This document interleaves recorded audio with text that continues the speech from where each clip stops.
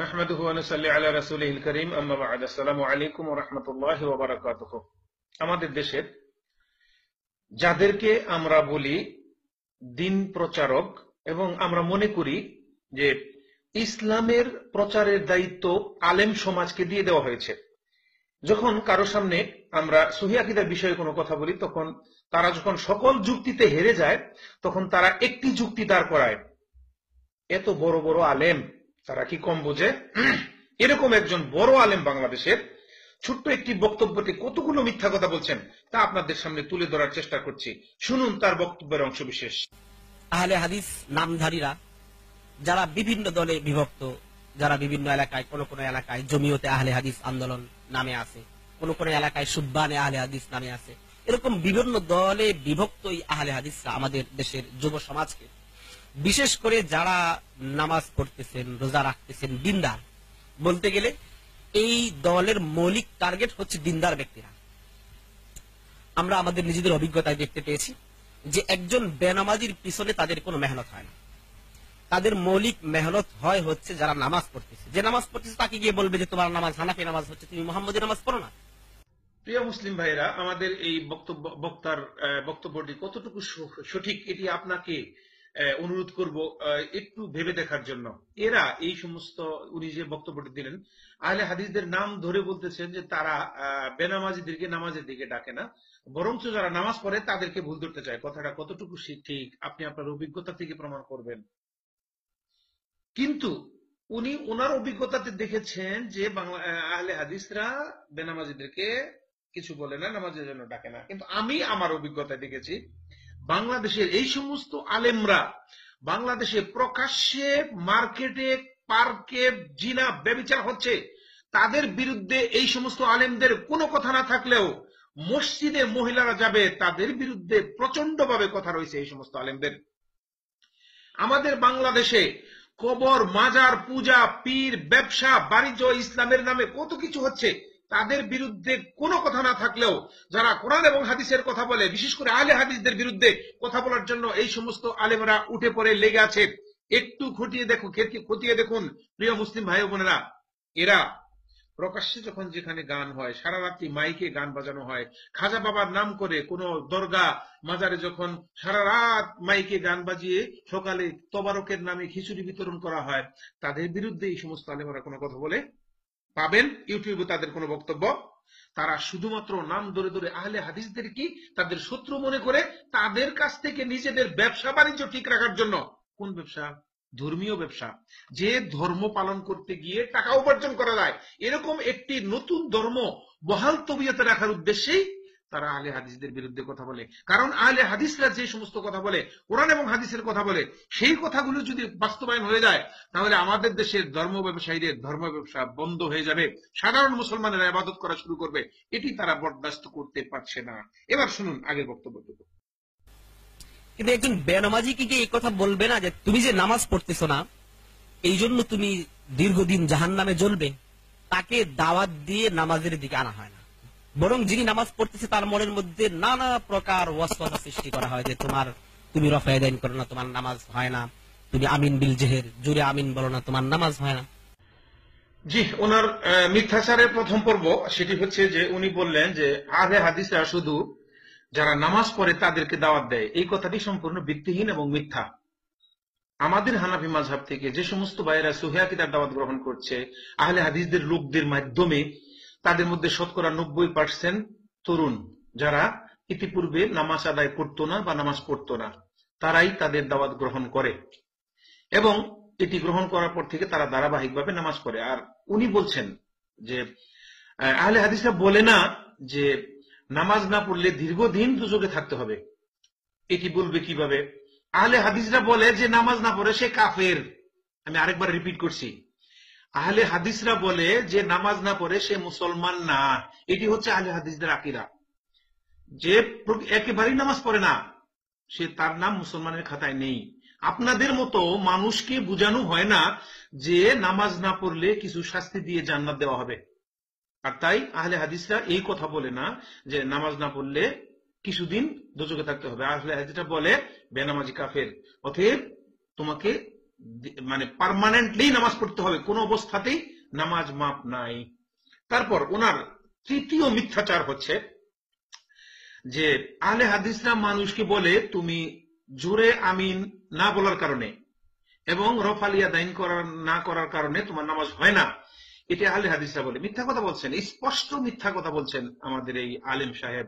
আমি ওনার কাছে প্রশ্ন করছি, আহলে হাদিসদের কোন কিতাব সামনে এনে দেখান তো কোথাও তারা লিখেছে কিনা, বা তাদের কোন একজন আলেমের বক্তব্য খুঁজে বের করে বক্তব্য কাটিং করে হলেও আমাদেরকে দেখান কোথায় তারা বলেছে রফালিয়া দাইন না করলে নামাজ হয় না, জোরে আমিন না বললে নামাজ হয় না। আপনি যে মিথ্যাটা করছেন তার উপযুক্ত প্রমাণ যে আপনি দলিলবিহীন কথা বলছেন। আহলে হাদিসরা মানুষকে বলে তোমরা হানাফি নামাজ পড়ছো, মুহাম্মদী নামাজ পড়তেছো না। পৃথিবীতে হানাফি এবং মুহাম্মদী নামাজ নামে কোনো নামাজ নেই, এটি শুধু হানাফিরাই দাবি করে। যেমনি করে আমাদের হানাফি মাযহাব, আমার পূর্বপুরুষেরা ইসলাম থেকে কিছুটা দূরে সরে গিয়ে নিজেদেরকে হানাফি বলে দাবি করে বা তাকলিদ বলে দাবি করে। আর যারা তাকলিদ করে না, তাকলিদ তো সবাই করে, আহলে হাদিসরা তাকলিদ করে রাসূলের তাকলিদ, আর আমাদের হানাফি মাযহাবের লোকেরা তাকলিদ করে ইমাম আবু হানিফার তাকলিদ। তাই আহলে হাদিসদেরকে গালি দেওয়া হয় তারা গায়রে মুকাল্লিদ, নিজেরাই সেখান থেকে সরে গিয়ে যারা রাসূলের পথে অবস্থান করছে তাদেরকে গালিগালাজ করা হচ্ছে আমাদের দেশে। এবার শুনুন তার পরবর্তী। ইখতিলাফি অনেকগুলি বিষয় রয়েছে যেগুলোর ক্ষেত্রে তারা বলে থাকে যে তারা কোরআন এবং সহিহ হাদিসের অনুসারী এবং কোন ব্যক্তির মতামত গ্রহণযোগ্য নয়। তবে মিথ্যা কথা বললেন। আহলে হাদিসদের আকীদা হচ্ছে রাসূল সাল্লাল্লাহু আলাইহি সাল্লামের হাদিসকে পাশ কাটিয়ে কোন ব্যক্তির মতামত গ্রহণযোগ্য নয়। আর উনি বললেন আহলে হাদিসরা বলে কোন ব্যক্তির মতামত গ্রহণযোগ্য নয়। মিথ্যা, ভিত্তিহীন কথা। যদি আমরা তাদের সাথে কথা বলতে যাই তাহলে প্রথমেই যেহেতু এই কথাটা বলে, আমরা যদি কিছু উসুলকে সামনে রাখি এবং কিছু নিয়ম নীতিকে মেনে চলি তাহলে আমরা চ্যালেঞ্জ করে বলতে পারবো পৃথিবীর কোন গায়রে মুকাল্লিদ, পৃথিবীর কোন আহলে হাদিস একজন আহলে সুন্নাত ওয়াল জামাতের অনুসারীর সাথে যুক্তি দিয়ে এবং কোরআন হাদিসের দলিল দিয়ে পারবেন। উনি বা ওনারা আসলে বলতে চান আহলে সুন্নাত এবং আহলে হাদিসের মধ্যে পার্থক্য রয়েছে। জি না, আহলে হাদিস, আহাল মানে সম্প্রদায়, দল। তাহলে আহলে হাদিস যারা ওই দল যারা হাদিসের অনুসারী, আহলে সুন্নাত এখানেও আহাল মানে দল যারা সুন্নতের অনুসারী। কথা বলার সময় তাদেরকে বলা হবে যে তোমার কাছে দলিল কয়টি, 1 নাম্বার পয়েন্ট। তখন তারা বলবে যে আমার কাছে দলিল হচ্ছে কোরআন এবং সহিহ হাদিস। যদি আমাদেরকে জিজ্ঞাসা করা হয় যে আমাদের কাছে দলিল কয়টি, আমাদের জবাব হবে আমাদের কাছে দলিল 4টি, কোরআন, সুন্নাহ, ইজমা এবং কিয়াস। তো তাদেরকে বলা হবে যে আপনাদের কাছে যেহেতু দলিল মাত্র 2টি, অর্থাৎ কোরআন এবং হাদিস, শুধু হাদিস নয় সহিহ হাদিস, সুতরাং এবং কোন ব্যক্তির মতামত আপনাদের কাছে গ্রহণযোগ্য নয়। ইন্না লিল্লাহি ওয়া ইন্না ইলাইহি রাজিউন, ইন্না লিল্লাহি ওয়া ইন্না ইলাইহি রাজিউন। শুধুমাত্র নিজেদের মতামতকে প্রতিষ্ঠিত রাখতে গিয়ে এভাবে মিথ্যাচার। আহলে হাদিসদের কেউ আজ পর্যন্ত ইজমা এবং কিয়াসকে অস্বীকার করেনি। তবে আপনারা যেভাবে ইজমা এবং কিয়াসকে সরাসরি কোরআন এবং হাদিসের সমতুল্য মনে করেন, এমনটি মনে করে না আহলে হাদিসেরা। প্রিয় মুসলিম ভাইয়েরা, এই সমস্ত আলেমরা আমাদের প্রশ্নের উত্তর তো দিবেই না, বরং উল্টাপাল্টা কথা বলবে। এবার আমি আপনাকে প্রশ্ন করছি, প্রিয় মুসলিম ভাই, যদি ইসলামের মধ্যে দলিল 4টি হয়, কোরআন, হাদিস, ইজমা, কিয়াস সমান হয়, তাহলে আমাদের যখন ইসলামী কোনো সমস্যা আসবে, প্রয়োজন হবে, তখন আমরা কোরআনে খুঁজবো, না হলে হাদিসে খুঁজবো। যদি ইজমা খুঁজতে চাই তাহলে ইজমা কোন কিতাবে আছে আপনি একটু ভেবে দেখবেন। কি দিন ভাই, প্রিয় মুসলিম ভাই আমার, কোন কিতাবে গেলে মুসলিমদের ইজমা পাওয়া যাবে যেখানে এই সমস্ত বিষয়গুলো ইজমা করা হয়েছে? আমরা খুঁজবো কোথায়? এইবার আসলো কিয়াসের কথা। কিয়াস কে করবে? কিয়াস করবে একজন বিজ্ঞ আলেম যার মধ্যে পরিপূর্ণ দ্বীনি ইলম রয়েছে।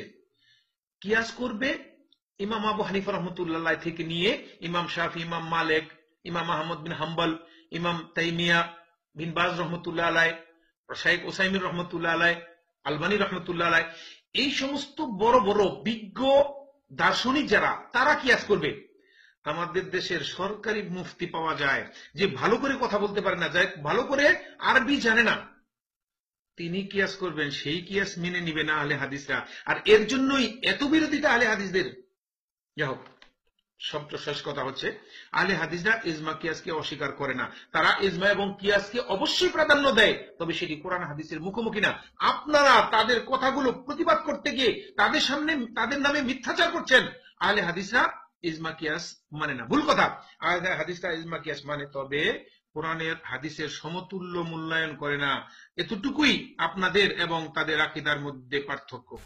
তাদের বক্তব্য অনুসারে যে যারা ইজতিহাদ করেছেন এবং যারা কোরআন এবং সুন্নাহ ইজমা কিয়াসের মাধ্যমে ফিকহ ফতোয়া এবং ফিকহের মাসাইলকে মাযহাবকে একত্রিত করেছেন, তারা দ্বীনকে বিকৃত করেছেন। নাউযুবিল্লাহি মিন যালিক।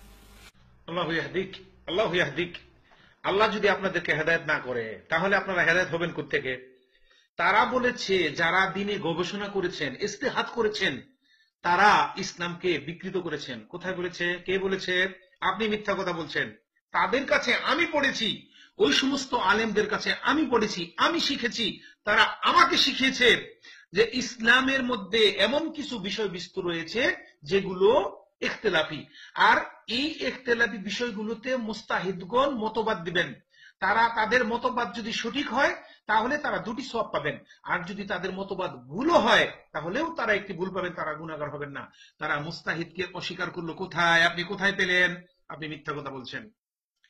তারা মুকাল্লিদ বলতে, তারা মুকাল্লিদ হচ্ছে রাসূল সাল্লাল্লাহু আলাইহি সাল্লামের সকল কথাকে অন্ধভাবে বিশ্বাস করে, আর সকল উলামাদেরকে, যারা বড় বিজ্ঞ আলেম, তাদেরকে মুস্তাহিদ মনে করে, তাদের সঠিক কথাগুলোকে তারা মানে। তারা তাদের কথা মানে না। আপনি এটি পেলেন কোথায়? আপনি কেন মিথ্যা কথা বলছেন? জনাব লুৎফর রহমান ফারাজি সাহেব, আমাকে ওই সমস্ত আলেমরা যা শিখিয়েছে তাই আপনার কথা তাই বিশ্বাস করব, না আপনাদের দেওবন্দি মাদ্রাসায় লেখাপড়া করে আমি যা পড়েছি, যা শিখেছি, আপনাদের আকীদা আমি জানি, সেটা বিশ্বাস করব? কোনটি? মানুষকে ধোঁকা দেওয়া বন্ধ করুন। কথা লম্বা হয়ে যাচ্ছে। আর যারা আমরা অনলাইনে সময় কাটাই কিংবা অনলাইনে দিন শেখার চেষ্টা করি, আমাদের হাতে এত লম্বা সময় নেই যে আমরা দীর্ঘক্ষণ এই বক্তব্যগুলো শুনবো। তাই আমি আর কথা না বাড়িয়ে শুধু এতটুকু অনুরোধ করব আমাদের বাংলাদেশের ওলামাদের কাছে, কোনো একটি গোষ্ঠীকে, কোনো একটি জাতিকে, কোনো একটি ব্যক্তি সম্পর্কে না জেনে তার সম্পর্কে মন্তব্য করার চারিত্রিক বৈশিষ্ট্য আমার দেশের বহু আলেমদের মধ্যে রয়েছে। ডক্টর জাকির নায়েক সম্পর্কে আমাদের দেশের কতিপয় আলেম, নুরুল ইসলাম মৌলিপুরী সাহেব কিতাব লিখেছেন, অথচ ডক্টর জাকির নায়েকের একটি বক্তব্যও শোনেননি। তাকে প্রশ্ন করা হয়েছিল, আপনি যে ডক্টর জাকির নায়েকের বিরুদ্ধে কিতাব লিখেছেন, আপনি কি তার বক্তব্য শুনেছেন? তিনি উত্তর দিয়েছিলেন, আমার এত সময় নেই যে একজন জেনারেল শিক্ষিত লোকের বক্তব্য শুনে তার কাছ থেকে আমার ইসলাম শিখতে হবে। আরে ভাই, আপনি যখন একজন মানুষের বক্তব্যই শোনেননি, তাহলে তার বিরুদ্ধে কিতাব লিখলেন কিভাবে? অর্থাৎ তার সম্পর্কে না জেনে আপনি মন্তব্য করেছেন। হে বাংলার উলামাগণ, ভয় করুন আল্লাহকে। শুধুমাত্র নিজেদের মতবাদ টিকিয়ে রাখার জন্য ইসলামের মধ্যে যা খুশি তাই বলে দিবেন, আর আমরা সাধারণ মুসলমানেরা অন্ধের মতো আপনার কথা মনে নেব, এমনটি ভাবলে ভুল হবে। সেই দিন এখন আর নেই। এখন টুইটারের যুগ, এখন ফেসবুকের যুগ, এখন ইউটিউবের যুগ, এখন ইমোর যুগ, এখন হোয়াটসঅ্যাপের যুগ। এখন আপনারা যা বলবেন আপনার কথাগুলো খুব দ্রুততায় বহির্বিশ্বে ছড়িয়ে পড়বে। এখান থেকে দু চারজন তাওহীদি মুসলিম যারা সত্যিকার অর্থে তাওহীদকে বুঝে, তারা আমাদেরকে বুঝিয়ে দিবে এর নাম হচ্ছে ইসলাম। আর আমাদের মধ্যে অনেক দিনী ভাইয়েরা রয়েছে, তারা সত্য এবং মিথ্যাকে যাচাই করার ক্ষমতা রাখে, এতটুকু জ্ঞান আল্লাহ তাদেরকে দিয়েছেন। এই তাদের জ্ঞানের আলোকে আলোকিত হয়ে আমরা সত্যিকার অর্থে সেই দিনের প্রতি অগ্রসর হই যে দিন আল্লাহ রাসূলের পক্ষ থেকে আমাদের কাছে এসেছে। মিথ্যাচার বন্ধ করুন, আলেমদের নামে, ওলামাদের নামে মিথ্যাচার বন্ধ করুন। টপ করে বলতেছেন, আপনার ভাষায় বোঝা যায় আপনি মানুষকে বহজ করার জন্য ডাকেন। আমি আপনাকে ডেকেছি, আসুন আপনাকে আমাদের আইআরএ ভয়েস চ্যাটরুমে আমরা আলোচনায় বসি। সামনাসামনি আলোচনায় বসে মারামারি করার যে প্রয়াস আপনাদের, সেই প্রয়াস থেকে বিরত থাকুন। যা অতীতের অভিজ্ঞতা থেকে আমাদের যথেষ্ট অভিজ্ঞতা আছে। এখন অনলাইনের যুগ, অনলাইনে বহজ করলে সমস্যাটা কোথায়? দাওয়াত রইল IERF.me। এখানে আসলে আপনার সাথে আমরা বসতে রাজি আছি যে কোনো সময়। আমরা জানতে চাই, আপনার মিথ্যাচার মানুষের সামনে তুলে ধরতে চাই, সত্য প্রকাশ করতে চাই। আল্লাহ সুবহানাহু ওয়া তাআলা আমাদেরকে সত্য প্রকাশ করার তৌফিক দান করুন এবং সত্যের উপর প্রতিষ্ঠিত থাকার তৌফিক দান করুন। সেই পথে চলার তৌফিক দান করুন যে পথে চললে আল্লাহ আমাদের জান্নাত দান করবেন। ওয়া মা আলাইনা ইল্লাল বালাগ ওয়া আখিরি দাওয়ানা আনিল হামদুলিল্লাহি রাব্বিল আলামিন। আসসালামু আলাইকুম।